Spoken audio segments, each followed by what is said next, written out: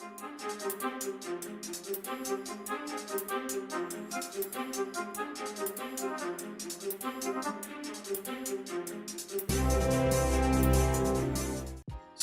on the topic of legacy discourse in basketball talk, right? And I was saying last video I felt guilty. This, you type in LeBron's legacy, this is one of the top videos that comes up, 4.2 million views 7 years ago. It is the video that gave me any type of relevance. I was a YouTuber for roughly 2 years and some change before I made this vid, and throughout the course of about 2 weeks I noticed it had way more views than anything I had ever made, and before you knew it, people were subscribing. And when I click this video and you hear my voice, you're gonna realize what I mean when I say I got lucky. This being the video where a lot of people found me and they chose to press subscribe instead of turning the video off is crazy to me. I recorded it with a Turtle Beach headset, USB little headset like this, but much worse with the little microphone. Yeah, I actually have not watched this video in years because I refuse to. This sounds worse than the last video that I did a reaction for. Anyways, I want to review it. This is before Braun won in 2020. Hell, this was right after he won in 2016. So it's going to be interesting to hear some of what I was saying about him and his career before a whole 7 years passed and he won another championship and scored 40,000 points and became the #1 scorer in NBA history. Yeah, this is going to be fun. Let's dig into it. By now, it doesn't matter whether you like LeBron, dislike him, or you're just indifferent about him. There's simply no more denying that the guy is an all-time great and deserves to be mentioned in the same breath as legends a lot. I gotta check if this guy, so yeah, Justin Richburg, he's the one who made this art. I always like this piece. That's why I included it in the video. It's hard to imagine a time where Braun only had 2 championships. Yeah, when he won in 2016 though, that was the one that gave us this feeling. He captured it perfectly. You just couldn't say anymore. Even with the circumstances that allowed the 3-1 comeback, it was still a 3-1 comeback against a 73-9 team. You couldn't say anything else. It was a championship far more valuable than both Heat titles. It was great work by Justin. A lot of people never wanted him to be with. That's just reality. The man has scored nearly 27,000 points, pulled down over 7,000 rebounds. The man has scored nearly 27,000 points just days after he crossed 40. Don't worry, y'all. The fuckery won't go on too much longer. Rebounds and has nearly dished out 7,000 assists. And to go with that, he's now added 3 championships and 3 finals MVPs to his resume, one of which he finally brought to Cleveland after 13 long years. It's safe to say he's already reached a point in his career that most players in history could only dream of. And the crazy part, he's probably got around 6 years left in his career. But this— Ooh, he's got around 6 years left in his career. I made this in 2016, which was the start of it was shortly before the 2017 season. Basically, I theorized he was going to play until around 2022 or 2023. I thought he would be at the end by that point. Here we are in 2024, and obviously you watch LeBron today, he has lost some steps. He is still one of the best players in the NBA and can probably play another. Here I go again, predicting years left in his career, just like this vid. I would still say he could easily do another 2 if he wanted, and probably more. At this point, I've given up trying to predict where his career is going or how long he has left. This isn't a video about LeBron's accolades and all the way he's accomplished, because I could go on all day about that, and I'm not a LeBron fan. Really? Today I want us to put a microscope on 3 very close calls in his career. Times when he was literally only a hair away from failure that would have likely dented his legacy past the point of repair and kept him from being mentioned with the likes of Jordan or Kobe. I don't think— And that's what I mean by plot armor. I will keep bringing this up because people told me I was wrong when I said LeBron James' career has plot armor. And yeah, his teammates have gotten injured. Some dumb shit has happened in his career. But the points that would have kept him out of GOAT debates are the ones where Black Magic just summoned at the last second. It's all in this video, as a matter of fact. People realize how dangerously close he was in these times to losing that opportunity, and the greatness it took for him to keep that alive. This is the chronological story of those situations, and without further ado, here are the top 3 times LeBron came close to losing his legacy, and he responded. Man, just listening to that intro, I don't think the editing is bad or anything. Just listening to the mic quality though, I shouldn't make that big of a deal of it. It's just, I would say I was lucky I was one of the first NBA YouTubers. This is back when it was pretty much just Mike Korzemba, Nick Smith. I think Legend of Winning was getting started. SDC, there weren't a whole lot of us when this vid dropped, because if I were to put this shit out today, it would probably, or just mic quality like this today, there's no way it would have caught the traction that it did back in 2016. Number 1, Game 6 of the 2012 Eastern Conference Finals versus Boston. I have to relive this shit again. Oh my God. Now, this one requires a bit of a backstory to set everything else up. So, the year before this went down, LeBron had just made the infamous decision to join Wade and Bosh in Miami to form one of the— How about the super loud ass Ratchet and Clank music in the background? Just the most hated teams of all time, although Golden State is probably now taking that place. I always say it's not so much what he did, but how he did it, because he had a party basically insulting the rest of the league, saying how easy it was going to be to win, and that just threw salt in the wound because at the time, Wade and Bosh were top players. He knew it, everybody knew it at the time, and the fact that he was gloating about the new super team really pissed the world off. Fast forward through that season, and the Heat lost a 2-1 lead against a Dallas team that honestly had no business beating them. In that final series, LeBron had his worst playoff series ever, averaging only 17.8 points a game, and in Game 4 only scored 8 points. They lost that game by 3, and it's pretty safe to say that if he had even averaged 20 or 22 points a game, they would have won. Fast forward another year, and it's about to totally fall apart for Miami. Now, I'm a Boston fan, so it stings remembering this, but I respect the hell out of it. Miami had lost Bosh in the Indiana series due to an abdominal strain, and remember that basically everyone outside of the Big Three was pretty mediocre due to the salary cap constraints. this is actually interesting watching this now, because if you've seen the Udonis Haslem piece, and I think Norris Cole actually doubled down on it, where they said LeBron was the best player on the Heat, but Bosh was, I don't know if they called Bosh the most important or more important. Yeah, two things there. It's the wrong messenger saying that, especially because LeBron's ex-teammates have a history of hating on him. So wrong messenger and a little bit strong on the messaging, I would say. However, as somebody who lived through this and the Bosh injury and watching the Heatles, I understood where they were coming from, because no, Bosh was not more important than LeBron James, but they did have Dwayne Wade to carry some ball handling duties and such, especially 2011, 2012, before his knees started to really balloon. They had Wade to be able to do at least some of what Bron did. When Bosh went out, their replacements were Udonis Haslem, Joel Anthony. Wow, that really might be it. And so that's how you end up getting into a 7-game series with the 2012 Celtics, who they had no business.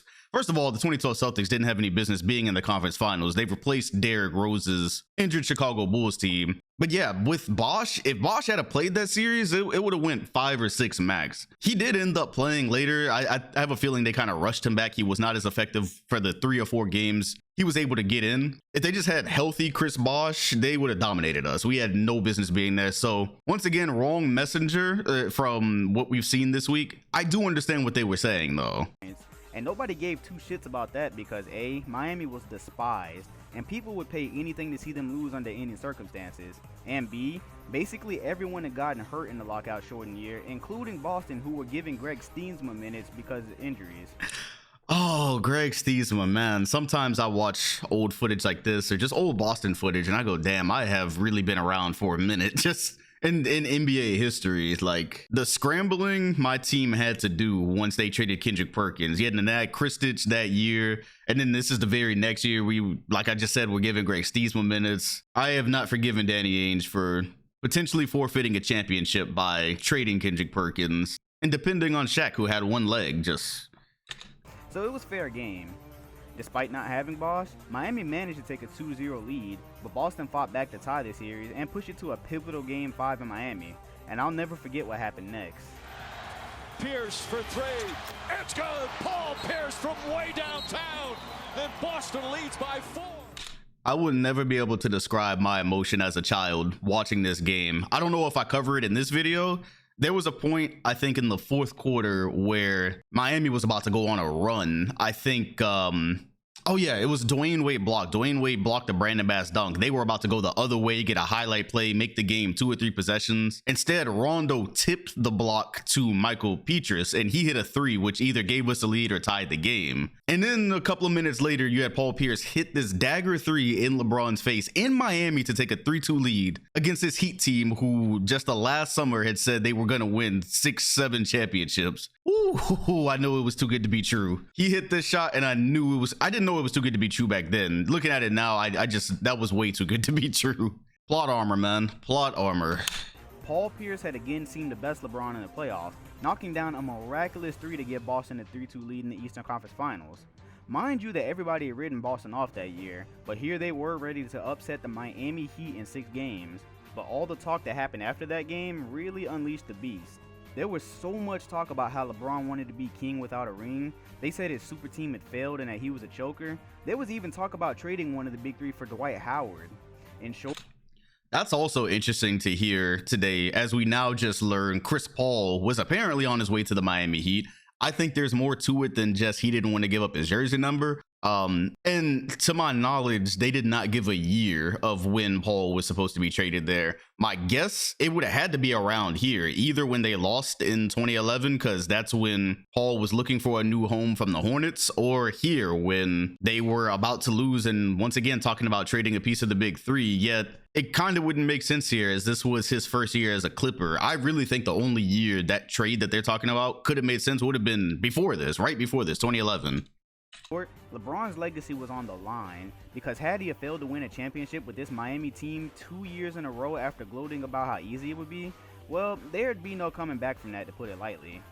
Instead, what we got was probably the best version of LeBron to ever exist. For once, he finally came into the game with a Kobe and Jordan mentality that so many people said he lacked. There was no smiling, no joking, no deferring to teammates to be liked.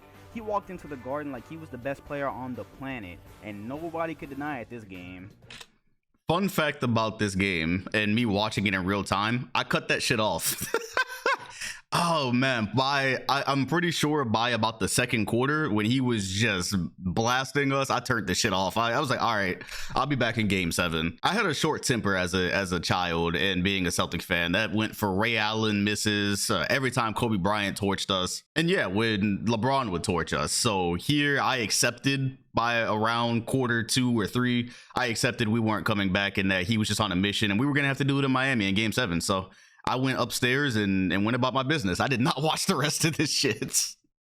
James started the game with 10 straight field goals and walked away with 45 points, 15 rebounds, 5 assists, and he did this all on 73% field goal shooting. Yes, I said 73. But aside from the stats, LeBron just looked mean that night. As Bill Simmons put it, the fans were so shell-shocked that many, including me and my father, filed out with 3 minutes remaining. Not because we were lousy fans, not to beat the traffic, but because we didn't want to be there anymore.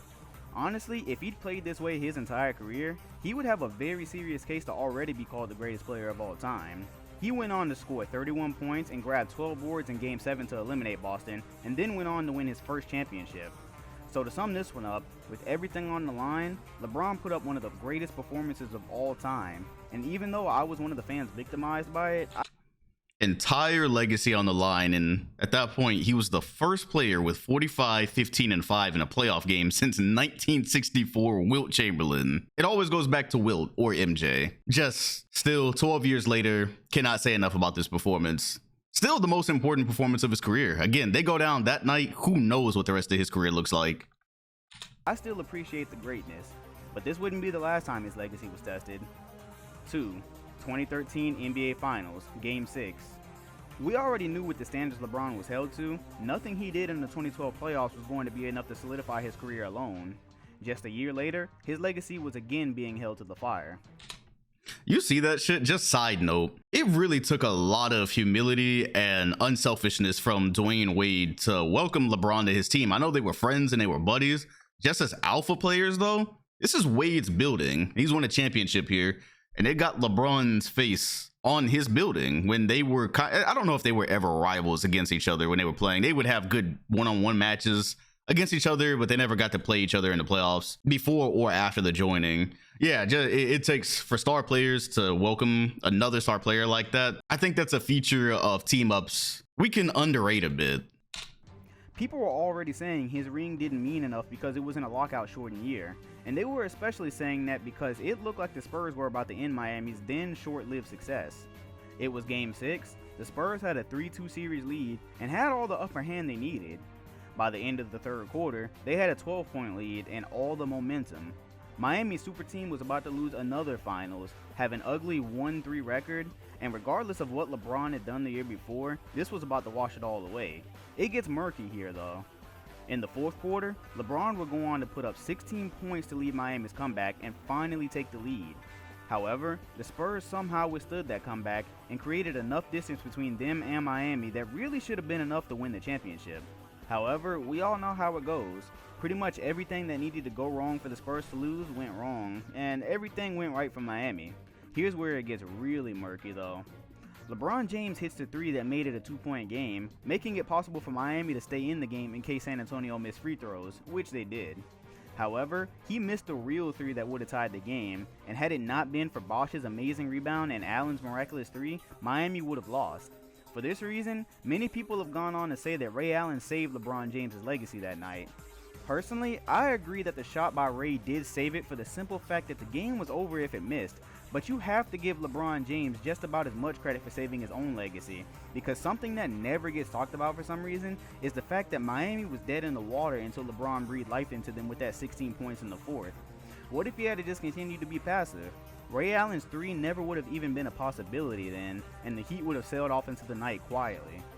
In this elimination game, that's what I don't get, right? Because there's still, in the big 2024, there's still discourse about 2013 and the legacy and the shot. I don't understand why it's so hard to do what I just did there, though, and acknowledge both. If Ray Allen missed that shot, the game was over, the series was over, Miami Heat's big three was over, LeBron's finals record would look worse. Yeah, his shot saved a lot of LeBron's I hit the mic. His shot saved a lot of LeBron's legacy, but also LeBron made that possible with the fourth quarter run. Two things can be true. I don't really get why people get so defensive or just can't tell both parts of it. It's very simple. It's on tape. You can go watch it. If you were around back then, you know the discourse. Missing would have destroyed a lot for him. And so, yeah, it definitely saved him. You then just have to give Bron credit for setting it all up, though. This simple concept has eluded a lot of people over the years.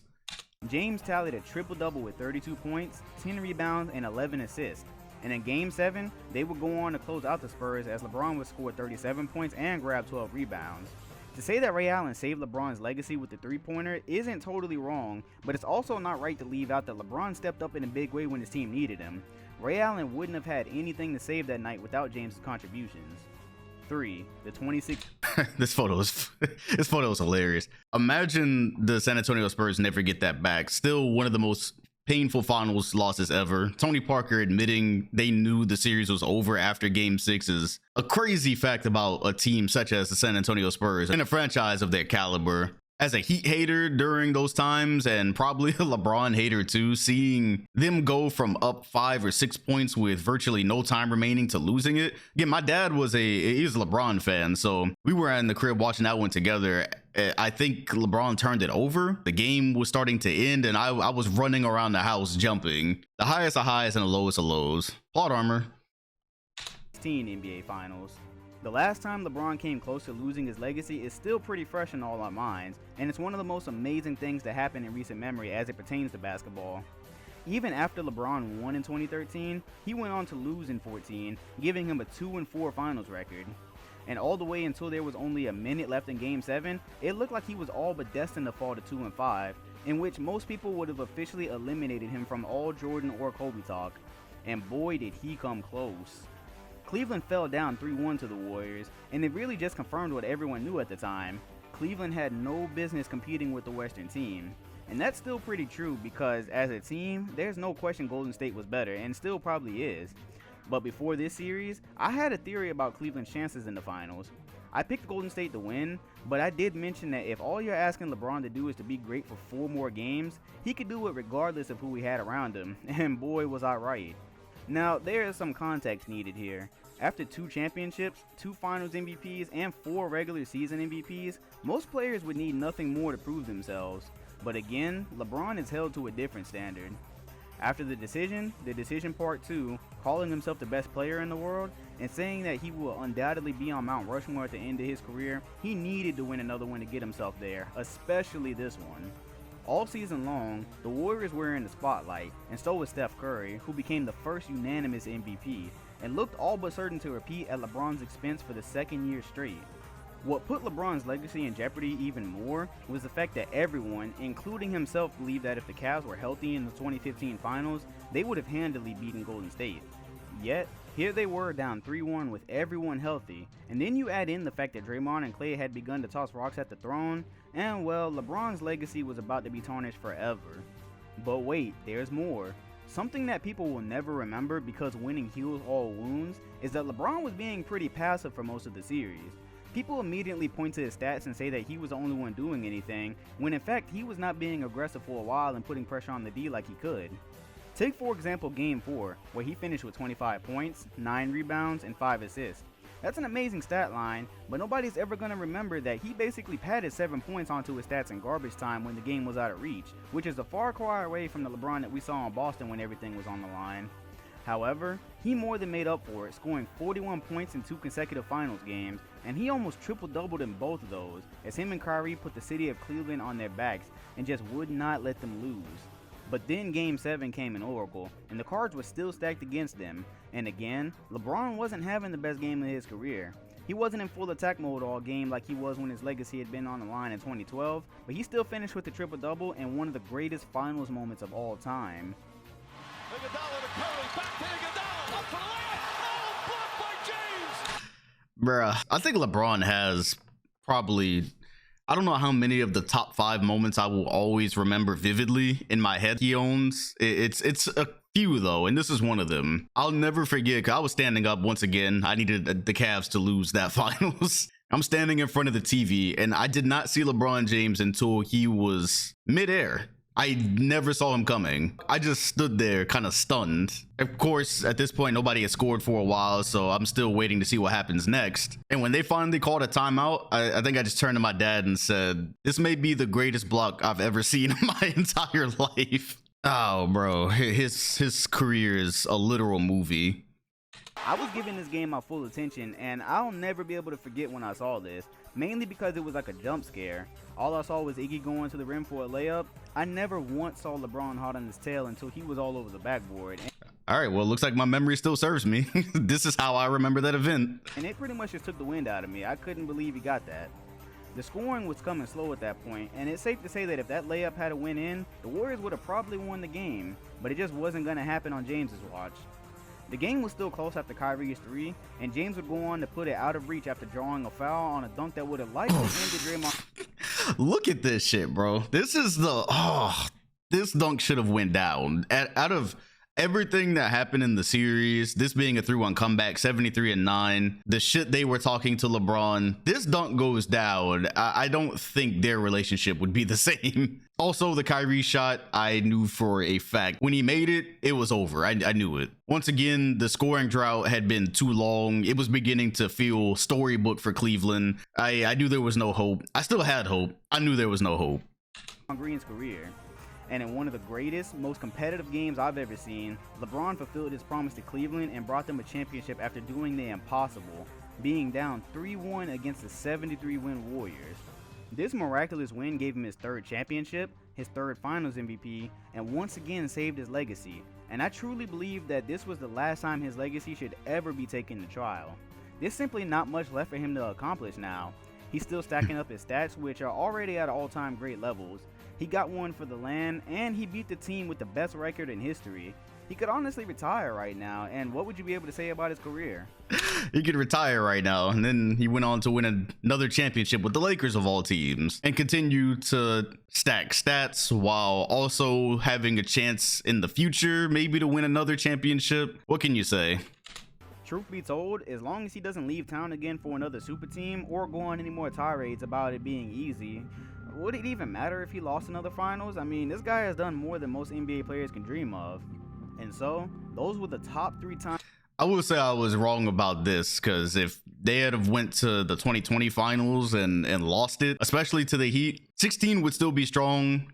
Just knowing how discourse around LeBron is, though, there's no way it wouldn't have mattered. Hell, if he goes and he loses next year, if he joins up with someone or the Lakers get somebody else, they go back to the finals and he loses, LeBron is held to a different standard. It will definitely be held against him. I was wrong there. Also, before I forget, the 2016 finals has to be the most consequential finals in NBA history, correct? When you notice the chain of events, the Warriors go on to win, KD probably doesn't go there. Who knows what happens with Cleveland and LeBron? It changes his career, changes his story. So much changed after the comeback. I struggle to find a finals more consequential. Even if you go back to '04 and say, oh, do the Lakers break up if Kobe and Shaq win?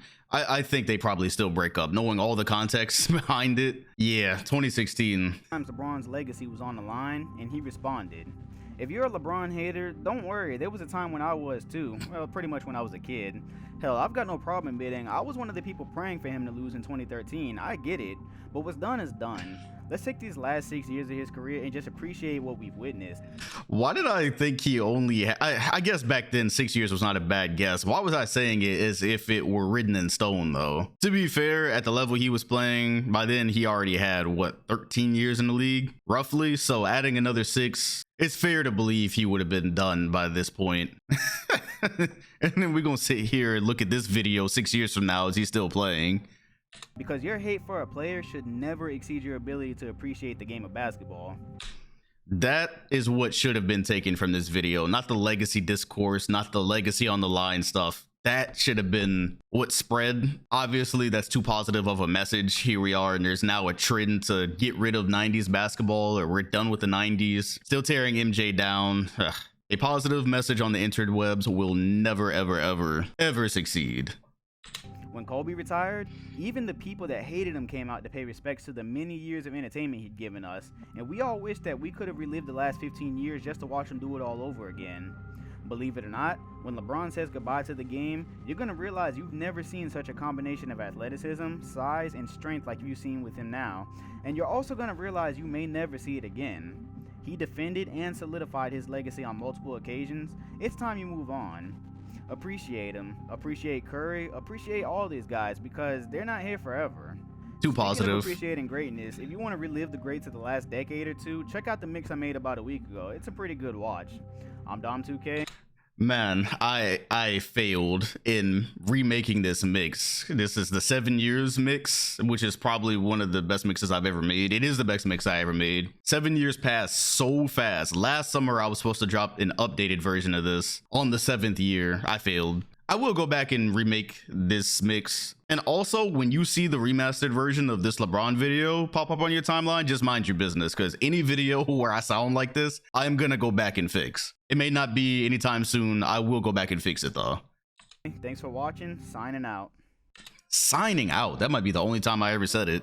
Yeah, man, I owe a lot to this video and everyone who watched and subscribed. My main channel never stopped growing from the day I posted this. It's obviously happened at varying rates. If you look though, it's never actually stopped growing from this day 7 years ago. Something I said there, and talking of the end of LeBron's career, we do have to react to a video I made probably in 2017 or 18, because I kind of talked about what'll happen when guys such as him or KD retire, and I was worried about it then. I'm not really worried about it now. I still agree with what I said though, because here we are, and you know, moving on to the 25 season soon, and I would say no one's ever supposed to replace KD, Braun, or Curry, and no one ever really will. Just their impact on the league though, normally it feels like we have torchbearers in terms of impact. I don't know for those three if we have that today. We have a lot of good hoops. I don't know if we have someone specifically for them to pass it off to with the same level of, I don't know what I'm looking for. I don't know the word I'm looking for.